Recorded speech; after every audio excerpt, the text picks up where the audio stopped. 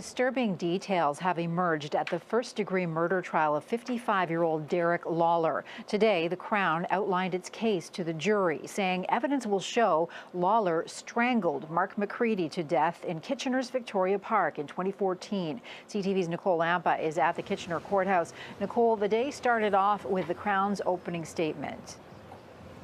It did, Nancy, and that's when the jury learned over the next several weeks they will hear testimony about Lawlor's alleged anger towards homosexuals and his urge to kill. 50-year-old Mark McCready's body was found on April 10, 2014. The Crown says the night before, in a wooded area of Victoria Park, McCready was having sex with another man. Derrick Lawlor came along and joined them. The jury was told to expect testimony about how Lawlor tried strangling that other man with a scarf. The other man is expected to say he left upset, leaving Lawlor and McCready behind. The next day, McCready was found dead. The Crown told the jury in the months leading up to the incident, Lawlor developed a plan against promiscuous men he called perpetrators. Lawlor's friends and doctors are expected to testify about this. An autopsy determined McCready was strangled to death, but he also did have a stab wound to his abdomen area. Photos of McCready's body were shown to the jury when the first witness took the stand. Sergeant Perry Lee was responsible for taking pictures of the crime scene and the autopsy. Lee testified he also took photos of items in Lawlor's home, including a backpack, a knife, and a scarf. Another key piece of evidence to be played for the jury is a recording of Lawlor's police interview. The Crown told the jury to expect to hear Lawlor say he started cruising for perpetrators who were sexual deviants and about a bag filled with a knife, ropes, and duct tape, and stated, "I always want to kill them. I can't stop the urges to go out and kill someone." And Lawlor has pled not guilty to first-degree murder. The second witness will be taking the stand when the trial continues tomorrow.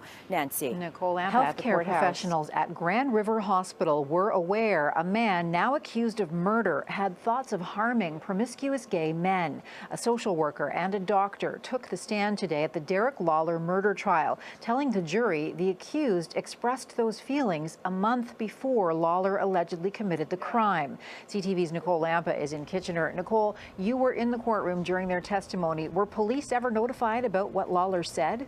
No, Nancy. The doctor and the social worker both told the jury they did not inform police about Lawlor's thoughts his own lawyer calls alarming. Court heard today Derrick Lawlor was in the process of being discharged from Grand River Hospital in March 2014 when he told a social worker something disturbing. Amy Morton testified Lawlor revealed in a calm manner he wanted to harm promiscuous gay men and was driving around with a knife and tape in his vehicle. Morton told the jury she told risk management and a psychiatrist at the hospital about what Lawlor disclosed, but she did not tell police. The jury also heard from a family doctor at Grand River Hospital who was assigned Lawlor's case the next day. Dr. David Batanti said he and Lawlor discussed Lawlor's previous thoughts about killing promiscuous gay men. Batanti testified when Lawlor was asked if he had a plan to engage in suicidal or homicidal activities, Lawlor advised he did not. Batanti says he discharged Lawlor on March 6 and did not report anything to police because there was not a specific plan to kill any specific people. Both also testified they did not ask Lawlor when he last had thoughts about harming gay men. One legal analyst who is not involved in this case says based on how Lawlor was responding at the time, there didn't appear to be any imminent risk of harm. And that is likely what gave the people at the hospital pause, that it didn't seem like he was going to do something imminently. 1 month later at Victoria Park, 50-year-old Mark McCready was found dead. The Crown alleges Lawlor strangled him to death during a sexual escapade. The legal expert we spoke to says it's a criminal case that should also be closely monitored by healthcare professionals. This is a matter that should be looked at by various medical boards, if not the victim's family, who are suffering immeasurably. Lawlor has pled not guilty to first-degree murder. His trial continues on Thursday. Nancy. Thanks, Nick.